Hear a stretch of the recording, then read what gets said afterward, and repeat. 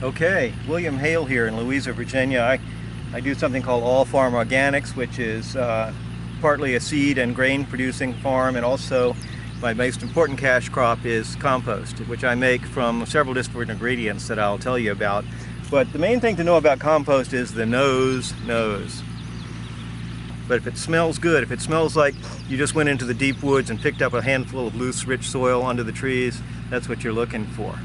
So let's go take a look at something else that I can show you in my stockpile of ingredients, and we'll take it from there.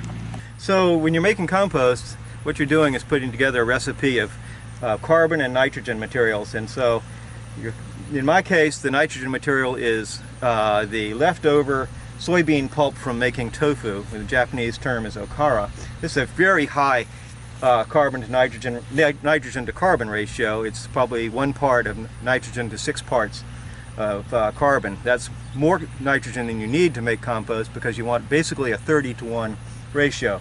But that's what I start with here for my nitrogen. So if you got your nitrogen, then you need your carbon part of the mix. And this is, of course, wood chips, which are very high carbon relative to nitrogen ratio, probably several 100-to-1. So you're going to mix a certain percentage of your 6-to-1 material into your 400-to-1 material to get about 30-to-40-to-1. You do the math. I'm not going to do it for you here, but there's also another way to do it, which is to just put materials together and mix them really well. Make sure they have some moisture in them, about like a squeezed out sponge. Not so you can squeeze water out of them, but so that they'll feel damp to the touch, which this does. This is almost entirely wood chips. This has had a few other things mixed in with it. I use lots of other materials. I use waste hay, which is probably more like a 70 or 80-to-1.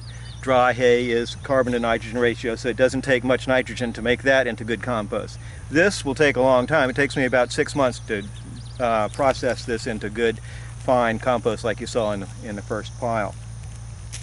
So there are a lot of different kinds of materials that you can use to make your compost, and there are some industrial materials that are good if they don't have chemical contamination. In fact, this is paper mill sludge that doesn't have any chlorine in it. They don't bleach the paper at this particular plant. And so this is a wonderful material that's much like insulation that you would find, chopped up newspaper insulation. It actually has a 44-to-1 carbon to nitrogen ratio. This is very easily available where I am here. You just have to depend on finding whatever is around you to make the compost. But I add a little bit of the other materials to it, because what you really want to make good compost is a lot of microbiological diversity. This stuff, as you might imagine, coming out of a paper mill, has almost no microbiological life in it at all. Neither does the okara coming out of the soybean manufactory. And the wood chips do. They have lots of natural microorganisms, some macroorganisms that help in the decomposition. So my aim in the end is to give you the most highly microbiological active material as possible, with all the elements that you need, or most of the elements that you can get for growing plants. And so we just are constantly experimenting with whatever is available to us. And the key is to get as much stuff as you can, as cheaply as possible, and put it all together in the right order.